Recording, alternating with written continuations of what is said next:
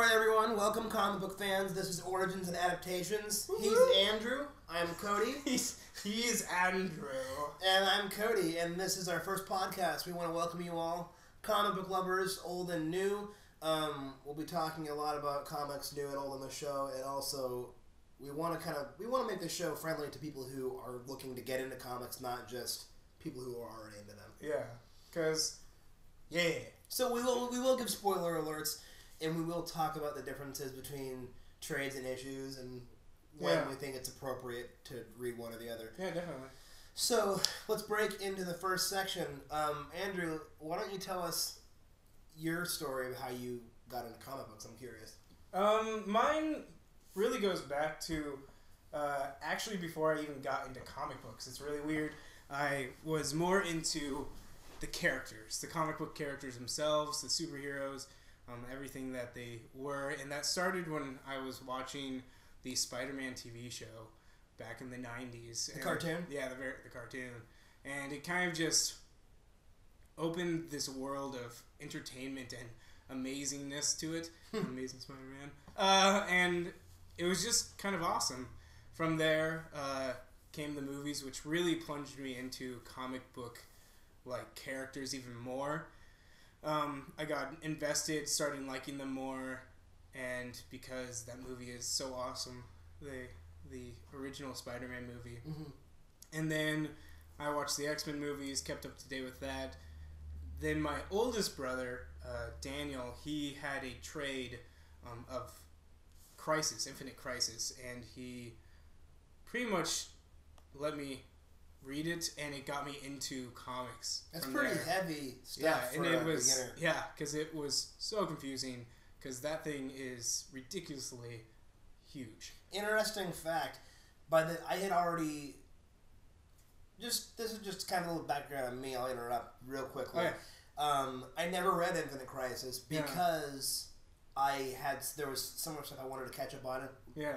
With my favorite characters, like their own personal stories. Yeah. So by the time I got to the point, I had already heard they were about to do New 52. Oh, really? Okay. Almost. Yeah. Well, I mean, I heard they were going to do it, so I was like, well, it kind of rendered a lot of stuff moot for me. Yeah. But anyways, yeah, go back. Infinite Crisis. And so that really was my first trade for comic books, and that kind of plunged me into the world. So that was DC, and then from there I started getting more interested in reading Spider-Man instead of just knowing about Spider-Man. So I started collecting trades of Spider-Man. I started collecting trades of Ultimate Spider-Man as well. And then after doing those trades, I decided maybe about 4 or 5 years ago that I should, start actually getting comic books for myself. So then I started my own comic book collection, getting into that. Pretty much started when New 52 was introduced. And for those who don't know what New 52 is, DC retconned a lot of their stuff and rebooted a lot of their series, pretty much all their series, and called it New 52. There's 52 titles, and it was a huge ordeal. Made a lot of people actually drop DC and stop reading DC because it was just so confusing, because they would reboot a couple of characters or a lot of character storylines, but then keep some of the characters canon. Mm-hmm. So no one really knew what was canon and what wasn't canon. Really, if you were part of the Batman family, it was canon, and if you were part of Green Lantern, it was canon, but everyone else was brand new, which interferes with some characters when they meet some of the other superheroes. And even though this person's canon and this person's not canon, in the past they knew each other, and now they're not supposed to know each other. It just kind of bothers me. Yeah, so basically it says this one character, everything he's done counts except for any interaction he had with his other character. Which and can that sometimes... it just sounds funny on the face of it. Yeah, it does. And sometimes it's like an important part of that one person's character. Mm-hmm. So it was a mess. So I started collecting then, and I started collecting Flash, Green Lantern, and Nightwing. And then from there, it has evolved, and now I've got a couple of other trades. Runs going. And so it's pretty cool. It's pretty cool. But that's really how I started getting into comics. And as you can tell, my favorite comic book character is Spider-Man. I'm a diehard Spider-Man fan. Trying to read through all of it. There's 700 issues. I'm currently caught up on the current pull. And then I am, heavily invested into Spider-Man.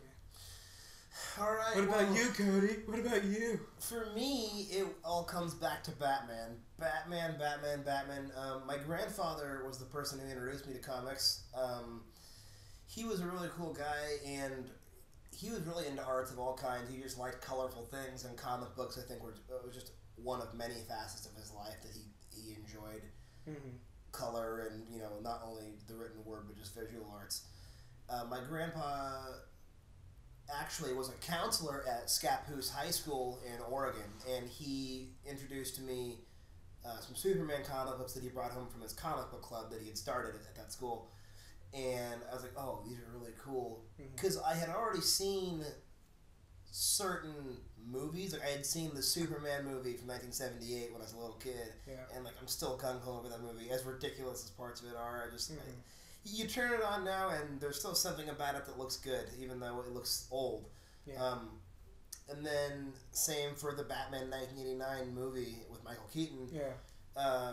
So to this day, I guess, even though I will accept anyone who does a good job on screen, Batman will always be Michael Keaton for me, and Superman's always going to be Christopher Reeve, even if we've seen other adaptations in cartoons or comics and other media where it's more accurate. Yeah. Those guys are always in my head as being those two characters. Yeah. But for me, it's Batman. I've got a Batman tattoo on my left shoulder.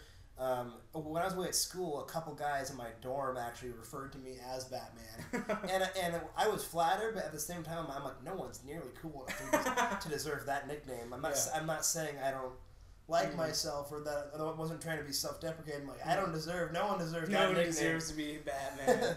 but anyways, so I love Batman, and as a kid, my grandpa got me into watching the X-Men cartoon because he had heard kids like that show, and so I watched that, which got me into Power Rangers. The Green Ranger's one of my all-time favorite superheroes, and I wish there was a Power Rangers comic book series. That'd be so cool. Done. I wish it was done well. Yeah. Make it visceral and glorious and epic. But that kind of leads me to this generation's superheroes, and that's actually what got me into reading comic books. As a kid, I watched the cartoons. I brought home the comics from the shop because I wanted to look at the covers and sketch. I wanted to draw, and I liked the voice actors from the cartoons. And, so good. We grew up in a great era for cartoons, man. Batman the Animated Series and X-Men. Spider-Man was a great cartoon. Gargoyles, all that good stuff. Yeah.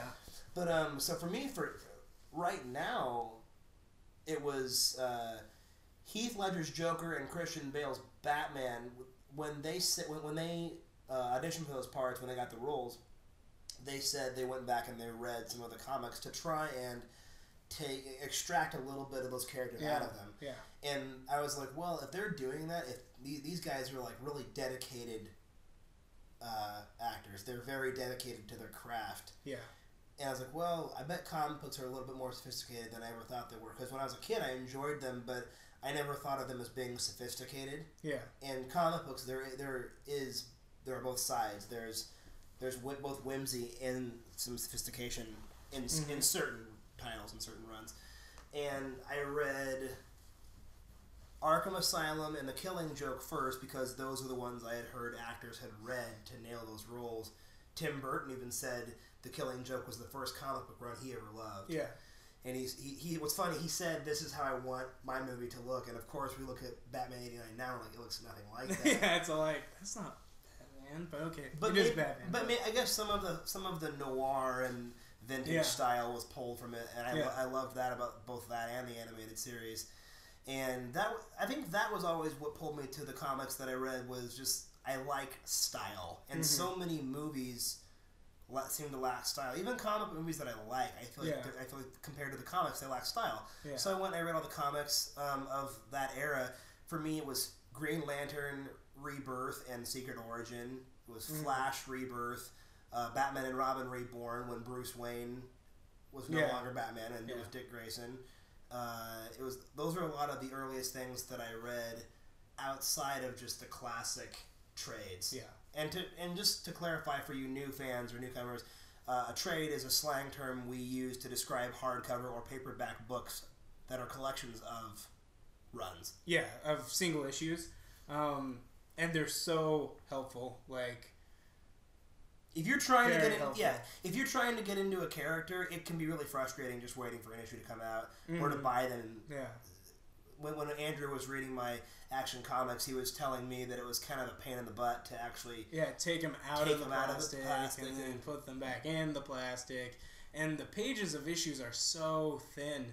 It's just all like, trying to turn them because you don't want to rip anything. Whereas trade paper is just, it's so much thicker where it's easier to just flip through. Yes, you have to be careful not to rip anything, but it's so much easier just to go through.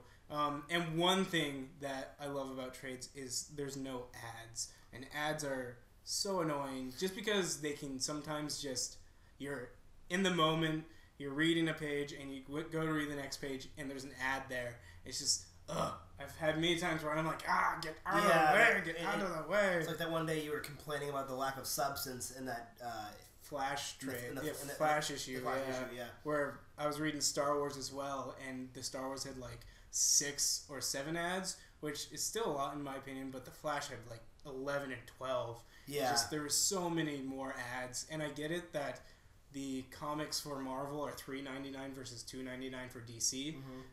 But that's only $1. Why does $1 difference mean more ads for me to read? And that's a nice thing about the trade is you can just go and not read that.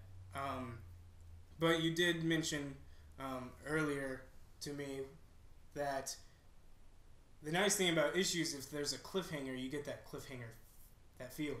And yeah, I can definitely see where you're coming from. Where some of the latest Flash episodes, I won't spoil anyone, but some of the latest CW Flash TV episodes have had some cliffhangers, and some of our friends were like, "Oh, why do they have to end it that way?" And it's like, dude, you could not read comics. Yeah. Oh no, that's all it is. And you have to wait a month. Yeah. Whereas this is only a week. And you get a 40-minute episode, whereas with the comics you get like 15 pages. Yeah, 15 pages, and it's just like, I have to wait a whole month. So here's also one extra thing, and if you're someone who cares about the way things appeal, like the aesthetic quality, or the way a book looks cosmetically speaking, I do feel being able to put these trades on your shelf looks nice. It makes people almost take them more seriously. Oh yeah, definitely. If you put up a trade collection, people are like, "Oh, it's like a book collection." Yeah, it's like that's pretty neat. Whereas if you put a issue comic book collection, you just look like a white strip, and it's just like that's cool. Yeah, you spend a lot of money on comics. Yeah, but I think the whole graphic novel medium in general and the whole idea of trades has made it a little bit more palatable for newcomers and for people who didn't grow up with comic books or didn't grow up in the kingdom of geek. Yes. But anyways, so for me, where I'm at right now with comic books is I've been enjoying the Amory Wars, and what else have I been reading? The Star Wars and Darth Vader runs. Those are some things that I really like a lot, and there's a lot of things that I really dig about comic books right now, and some things where I feel like, they had that more right back in the day. Oh yeah. But that's all personal preference, and we have a lot of time, so I think we should talk about comic book news. News, the Daily Bugle. We could talk your ear off about comic book history. Oh, yeah. I have way too many and opinions. we're going to. Yes. But not today. We have way too many opinions for our own good. But let's talk about current news, and I personally am going to try and keep this as objective and non-opinionated. I should say non-opinion-oriented as possible. I can't make that same promise. I'm gonna try. So, anyways, I think the first thing we should talk about. I can't say that for a fact, but I think we should start with Wonder Woman. I think we should start with Wonder Woman. Yeah. Gal Gadot has had some criticism, to put it lightly, in the internet or over the internet for being the wrong body type for Wonder Woman, and many people find that sexist. Many people find that it's just unnecessary, and many people think that these people are just taking themselves too seriously, taking the character too seriously. Where we read her interview, and she's taking the character very seriously. Very seriously. Your thoughts? I'm on that boat. Same. Of these people need to close their mouths and sit down or get their fingers shoved off so they can't type anything. Because this is something that has always bothered me about choosing someone for the adaptation of a character onto big screen, onto film or onto TV show. And it's when they go, that person doesn't have the same body type, that person's not the same skin color. It's like, I watched the Thor movies, and Heimdall is probably my favorite character in the Thor movies. And Heimdall in the comic book is a white, pasty, like, Nordic Viking dude. And Idris Elba is definitely not that, but he just brought that character to the screen. A character who in the comics is just not present, like, in front. He's always in the back. He's always secondary. Yeah. You really don't think of Heimdall when you think of Thor. No. But because of the movies and because of how Idris Elba portrayed the character, I actually think of Heimdall when I think of the movies. He was a very daunting, a very daunting. I don't know how to describe him besides that one word. He's very big. He makes that character larger than life without even having to say much. Yeah, and he did a good job. So who really cares? About what anyone thinks? Yeah, and just the interview with Gal Gadot is like, she has so much maturity about what's going on, and she even said that when going into acting, people always asked her what her dream role was, and she never had an answer. But when she read the script to be Wonder Woman and got the part to be Wonder Woman and was able to dive into who Wonder Woman is, she now has an answer, and her answer is Wonder Woman. That she gets to be this character who in comics is like a huge voice for women in comics. Like, Wonder Woman is probably the biggest female protagonist in comics, and she's not taken lightly. She's not someone who is in the background. She's not someone who gets slapped around. I mean, Wonder Woman can go toe to toe with a lot of people. With a lot of people, and so she's very, very excited and very humbled to be able to play this character.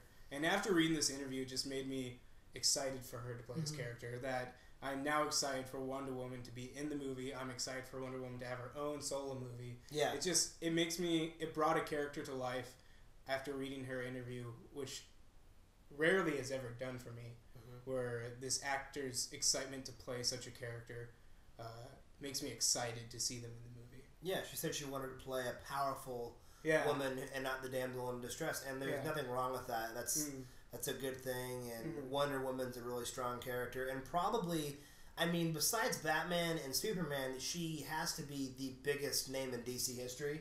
Yes, they call it the Trinity. Yeah, which is Superman, Batman, and Wonder Woman. The Green Lantern, the Green Lantern and Flash have just gotten so big in recent years. Yeah. People forgot that it didn't used to be that way. No.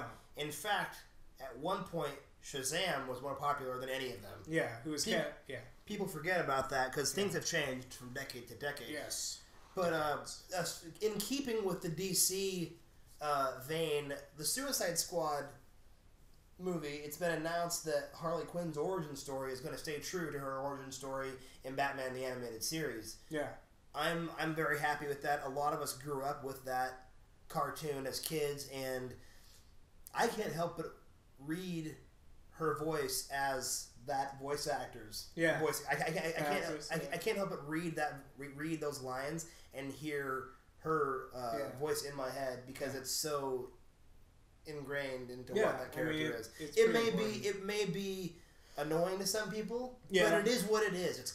That's who she is. Yeah, I think that fits the character, where she's this person who you think is going to be annoying. She doesn't apply anything. She doesn't matter because of her just how she acts. But Harley Quinn uses that to deceive people and to pretty much be a strong character in that way. She's not stupid, and she No. likes coming off as though she is. She's actually clever and witty. Well, I mean, she's a psychiatrist, so I mean, she has a degree. Mm-hmm. I mean, even though there's some origins of how she got that degree, she's pretty intelligent. Mm-hmm. So I'm excited that they're taking from the original source, because that's where she was implemented into the Batman universe, was in the original animated series.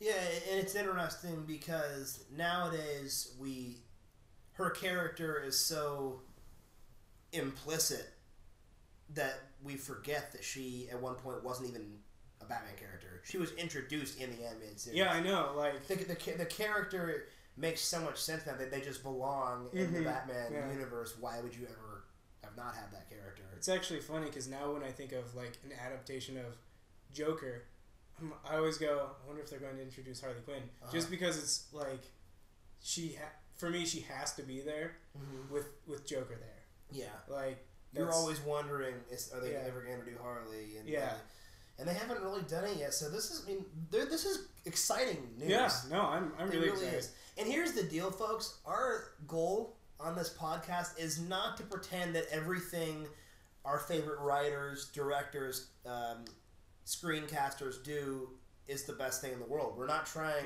to praise everything, but these are some exciting things. Yeah. And or even characters. Like, I mean, it might come up because I'm so opinionated on it. About like certain characters that just I love so dearly, and I don't enjoy what they did with him. And so, I mean, I will definitely voice what. Oh, you saying there are certain characters? Yeah, I mean, there will be characters, and I will definitely voice my opinion. I won't praise it because I enjoyed the character so much that I can't be like, oh, there's nothing bad this character has ever been in. Yeah. Or I will definitely. Oh, I see what you're saying. Yeah. I mean, I'm the world's biggest. I will say it in front of this mic. I am the world's biggest Batman fan you'll ever know. And I feel like you already did, but did I say that? Yeah. I don't think I said it verbatim. Oh, okay. Well, let the world know. But anyways, yeah. There have been some bad Batman movies. Oh yeah. And I'm not going to pretend that a movie was great just because. I even have some nostalgia for some of these movies. Yeah. Like Batman Forever, for instance. Yeah. A lot of people want to pretend that it was an amazing movie. And even though I still enjoy watching it to this day because there are specific things I enjoy about it, it doesn't feel like a Batman comic book at all. No. At all. There's a sense of wonder to it that I think some of the newer ones don't have because it does feel a little bit more fantasy-ish, but it's still not a Batman movie in the implicit idea that Batman is this Dark Knight detective. Yeah. They're not paying attention to that. Yeah. Which is a key role. Key thing. In keeping with that and someone carrying out their role, we have Peter Parker announced as being the Spider-Man. Yeah, so they kind of revealed in a nonchalant kind of way, which is weird, that Peter Parker is going to be the Spider-Man in the Marvel Cinematic Universe. And to most of you who don't really pay attention to Spider-Man, that probably seems like a no-brainer to make Peter Parker. But the comic community right now has been in question who they were going to use, and it was between Peter Parker or Miles Morales. And for those who don't know who Miles Morales is he's a half African-American, half Hispanic kid in the Ultimate Universe. And after Peter dies in the Ultimate Universe, Miles becomes the Spider-Man. And so he's actually currently the Ultimate Spider-Man. He's the every neighborhood Spider-Man. And so also for newcomers, Ultimate is a certain run. We don't mean he's the best Spider-Man. No. It's a different universe. 616 is the primary Marvel run. Universe, and that is still Peter Parker. Yeah, that's still Peter Parker. He's still there. So it was kind of nonchalant. The guy's like, yeah, so we want to keep Peter Parker's character and keep him on the screen. We want to make him Peter Parker. And so, I mean, it was just kind of a quiet relief for some fans. Other fans are upset. They're saying they wanted a Miles Morales film adaptation. But For me, it's you cannot have Miles Morales without having Peter Parker because there's so much of Miles' character that is built off of the death of Spider-Man. Yeah, it would be too difficult to just throw all that on screen in one film. And the thing is, they're not even planning on introducing Spider-Man in his own solo movie with this next thing, as far as I know. They're incorporating him into a crossover movie. No, there's going to be a solo movie. That's not what I was told. The solo movie comes out that summer. I was told that he was going to be introduced in an Avengers-esque crossover film. He's being introduced that way, but he's going to have his own solo film after that. That's what I meant. Oh. He's being introduced in Captain America 3, Civil War. Right. So because he's being introduced in Civil War, there'd be too many people scratching their head going, why? Yeah. And it wouldn't be one of those clever, ooh, that's exciting. For a lot of people, it'd be, what? Well, that's not Spider-Man. Yeah, they'd be confused, and it wouldn't be a good thing to leave people hanging with. No, definitely not. And so, I mean, I'm happy that, and Peter Parker is my favorite character of all time, and I have my reasons, and no one can beat him. So I'm excited, and there's another announcement that Jennifer Lawrence made that she isn't going to be playing Mystique after Apocalypse. She is done being Mystique, and so it's kind of interesting because I have my take, and it doesn't bother me at all because I was never a fan of their version of Mystique, so it won't bother me that she's not on screen anymore. Mm-hmm. I like Jennifer Lawrence. That's not saying anything about her as an actress, but I didn't like their take on Mystique. To me, she was too nice and too soft, whereas you think? Whereas Mystique in the comics was someone who threw her baby aside because its skin color was blue. And it would reveal who she was. Yeah, it would reveal who she was. So she thought of herself before thinking of anyone else. And the movies did not show that at all. They showed it as she cared for others, and she cared for people who weren't really that close to her in a way that maybe she wouldn't have in her character. And this is the thing about me versus adaptations of comic books is I don't care what the overall story is as long as you get close to the origin of the character, and you have to keep the character's personality the same. They could be a green-eyed monster and I wouldn't care as long as you got them the character, the personality and everything down. That's all I really care about in the movies or in video games or anything like that. And that's just something that that is my criticism of the new Marvel movies. I mean, the new X-Men movies. And that's not saying anything against them as movies. I really enjoyed them as movies, but every time certain characters got on screen, it just made me want to stab myself. 2 decades later since Batman and Robin, and we haven't really seen a screen-accurate Dick Grayson. Oh my gosh. You're telling me? I won't go into detail on that. But anyways, my take on the Mystique thing is I enjoyed the movies. I actually enjoyed her performance from an emotive standpoint. Fassbender, McAvoy, all those guys, that whole crew did a fantastic job. There's minor things you could pick on about it, but I liked it a lot as a movie. Mm-hmm. I have no real emotional attachment to the character Mystique, which is why it didn't bug me badly. Yeah. But I'm also not sad to see her go off. No. Either. It doesn't bother me that she was dropped, or that she's dropping that role.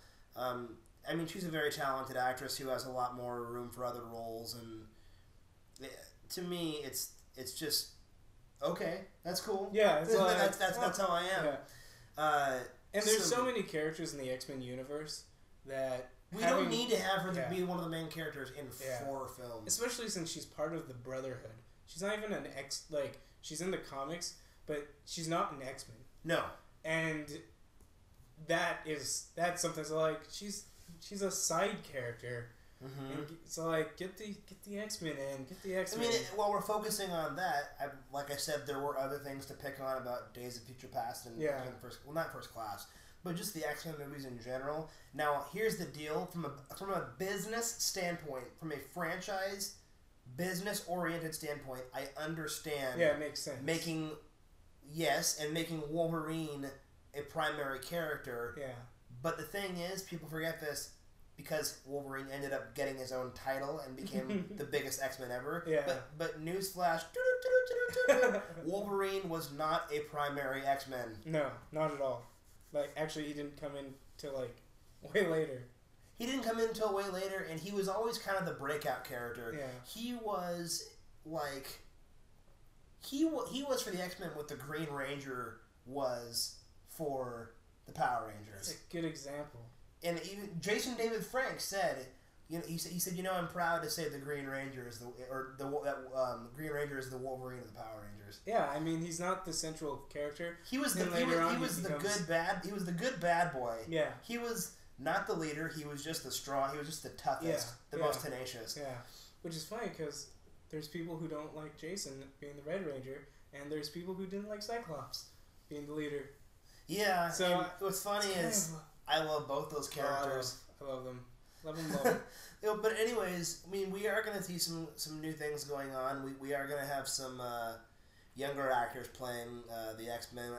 I'm excited to see just a new Cyclops on screen. Yeah. He may be a bit young, but I mean, he'll get older and the movies will carry on. I mean, they don't make movies often enough for it to be like a downside.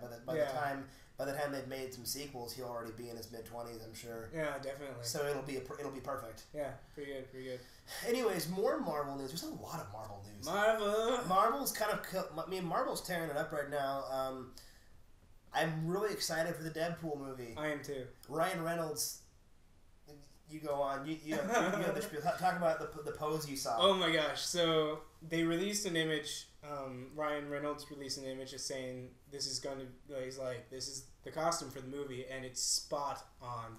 But the pose he's in is the "paint me like one of your French ladies" pose that they do in the movie Titanic, and so it's very iconic, but it fits the character so well because Deadpool is just such a silly character that it'll definitely work. And one thing that most people probably wouldn't notice just looking at the picture is his eyes. He has white eyes, and that's very, very important for Deadpool because Deadpool, even though he's the merc with a mouth, his emotion, you don't see his face ever, except for when he takes it off to look hideous because he has tumors all over his face. Yeah. And so the motion in his eyes are what makes the character, because that's the only way that you can see emotion. Either he's happy or he's sad. You'll see that through his eyes. And you see in the picture that he's kind of like winking with one of the eyes. And so I'm hoping that they like stick with that they're able to do a little CGI. It is a sweet costume. It is an awesome costume. And neither one of us are even really like the biggest Deadpool fans. No. But I do like the character, and it's nice that they're trying to do the character justice. Yeah. For any of you who have seen the CGI animated short film, it's pretty cool. If you're 17 or older, you can watch it. Yes, yeah. We'll make that decision. Yeah, it's definitely something that you should only watch if you're of age to see rated R films. Yeah. But Ryan Reynolds gonna do it better than he did Green Lantern, I'm sure. And probably better than he did Deadpool and Wolverine Origins. Yeah, it's gonna... I think it's... Well, actually, here's the thing, is that whatever happened in Origins, like, I mean, I don't know if they're saying that didn't happen now, but what this movie is an origin story. It's the story of Wade Wilson, and we know, at least a lot of us know what happened to him in his origin story, but it's going to be his traditional origin story and him trying to get revenge on the guy who did what he did to him. So that's gonna be pretty cool. It's if you go to newsarama.com, you can read what he had to say about, or what not what he had to say, but what the studio had to say about it. The synopsis is very straightforward. It's just it's a nice origin story. It's going to be a good shoot 'em up, funny film. I'm excited for it. So, moving on. So we are going to do a thing every week called Trade of the Week, which is Cody and I are going to pick out a trade that we would like everyone to read. We're also calling it the Trade Book Club, which is where we'll talk about specific things about the trade, and that way you guys can talk about it too. And we're also going to do an issue of the week, and that one is going to be just a single issue that comes out that week that we're going to choose and that we've read, and we're going to just discuss the little minor things about it and what we liked about it. So I'm thinking we start with the trade, because the thing about this is it's going to be a spoiler spot, so if you don't want any of these things to be spoiled for you, this is probably the time for you where you want to stop. Yeah.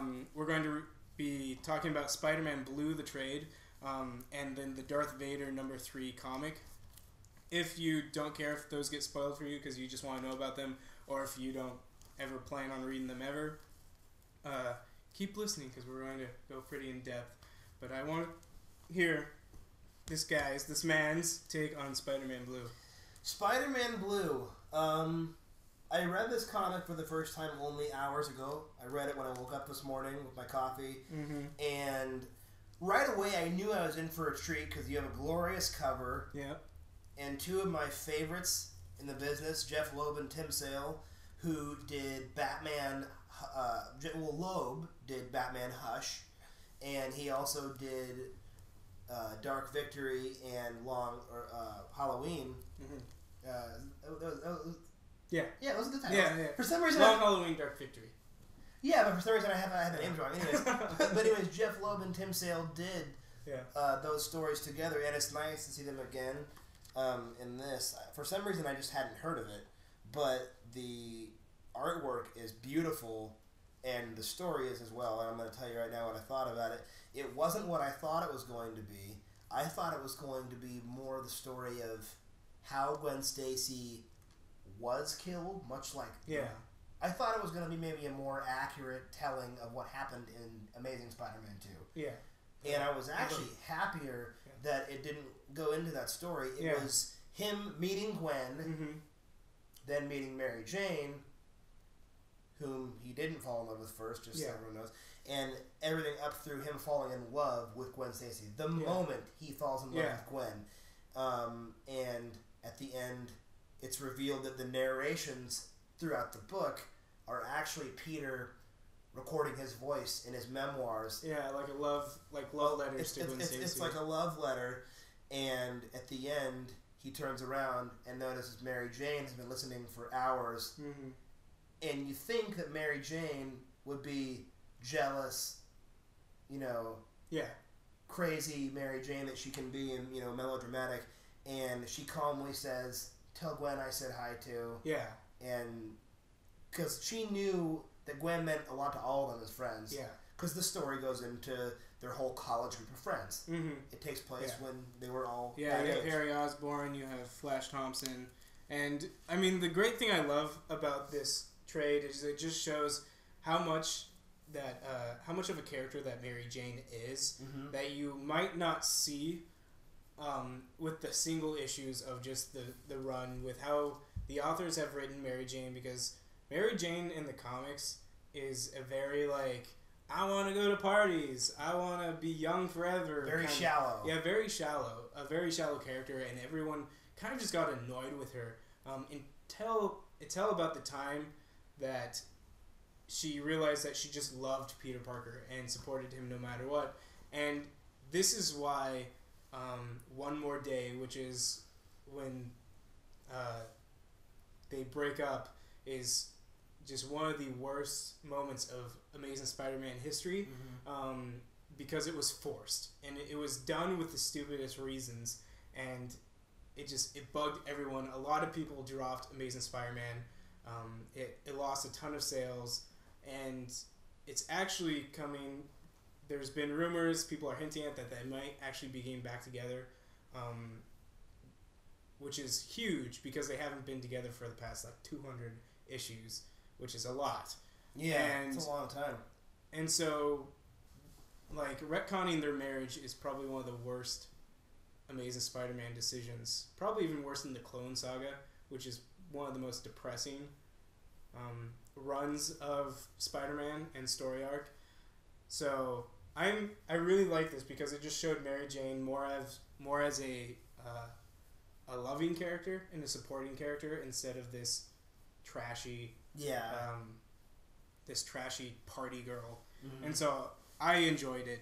I was a little worried where they were going to take it because they do give her some of those Mary Jane lines like, "Face it, Tiger, you just hit the jackpot." Oh yeah, well that's a class. That's like it is a classic line, but you're still worried. Are they going to take her into this territory where she's just going to wench out on Gwen? Yeah, and that never happens.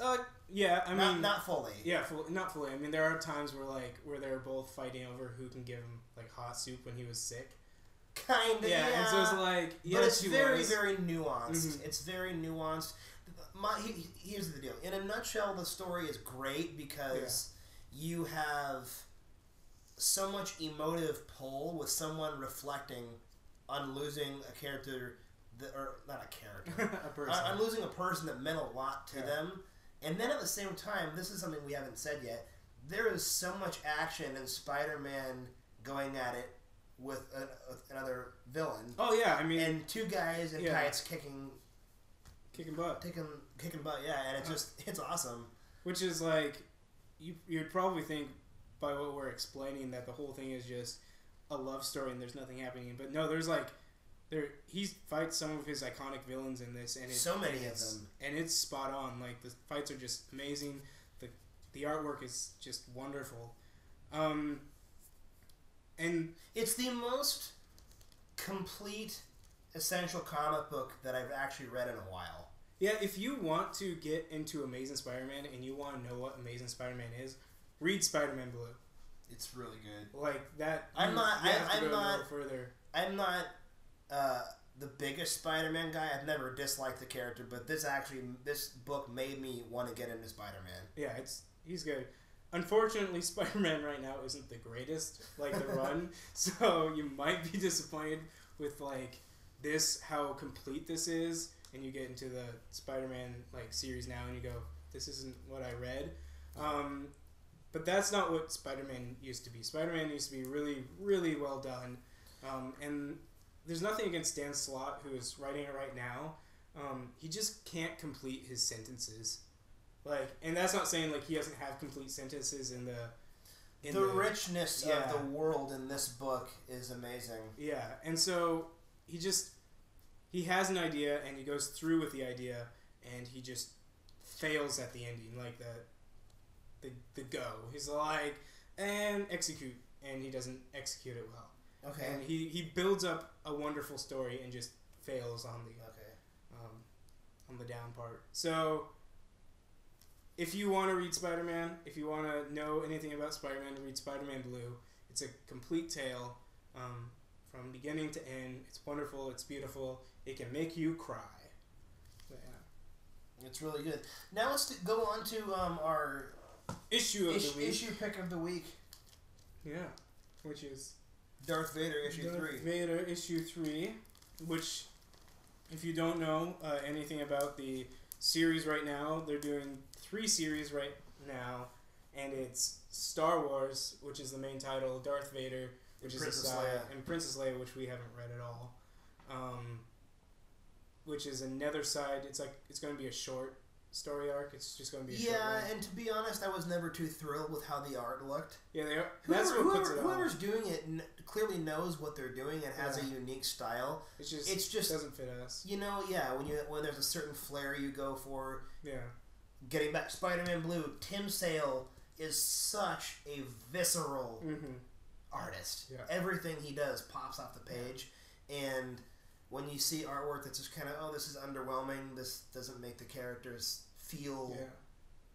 I get they're trying to go after the more female crowd. I mean, it looks cutesy. It does look cuter. Yeah. And it's very cutesy. It has this, like... I don't want to say teen girl look to it, but kind of does. Kind of does. It's like, it's something you would I don't want to say expect because I don't want to put gender roles on anything, Mm-hmm. but I can definitely see that since it's Princess Leia, they wanted something that would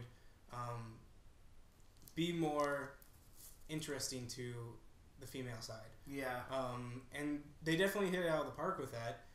It's just it's something we're not interested in. However, the main Star Wars line is wonderful. And Darth Vader is wonderful. Darth Vader is wonderful. And this issue, like we were talking about earlier, and it doesn't have a ton of action like the first two did. Right.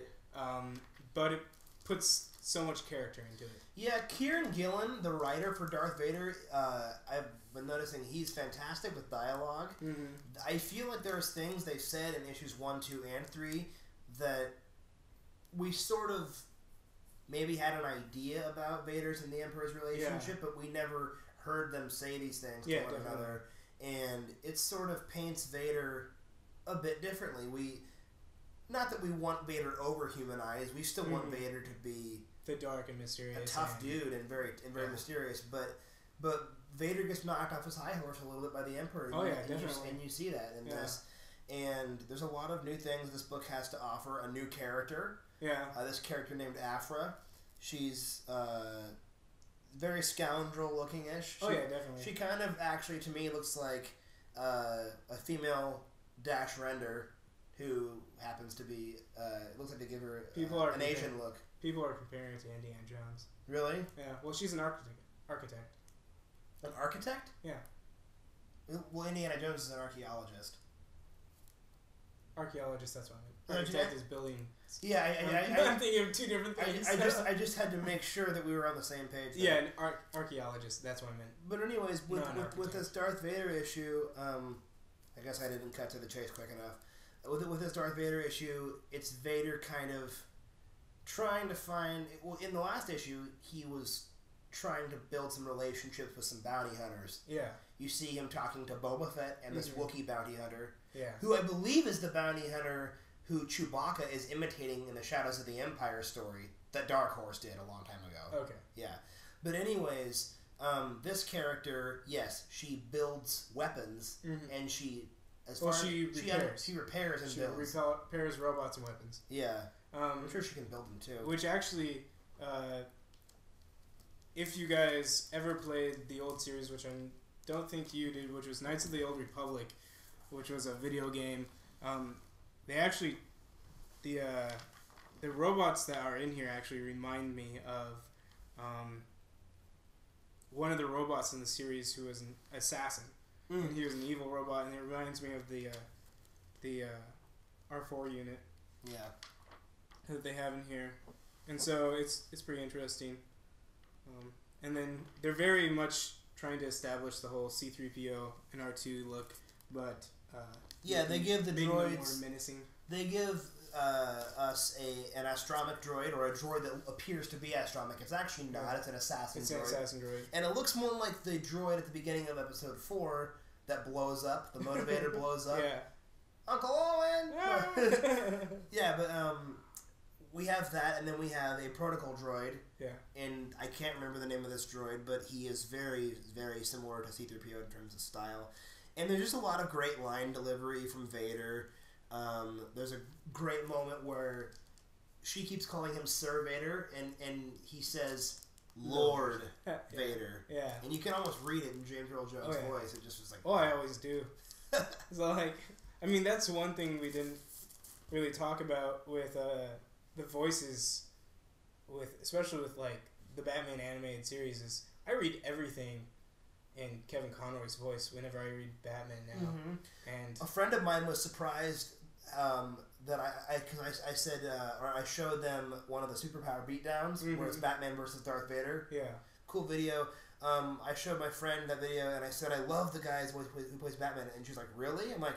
That's how he's supposed to sound. Yeah. And she goes, oh, I didn't know Batman was supposed to sound a certain way. I'm like, yeah.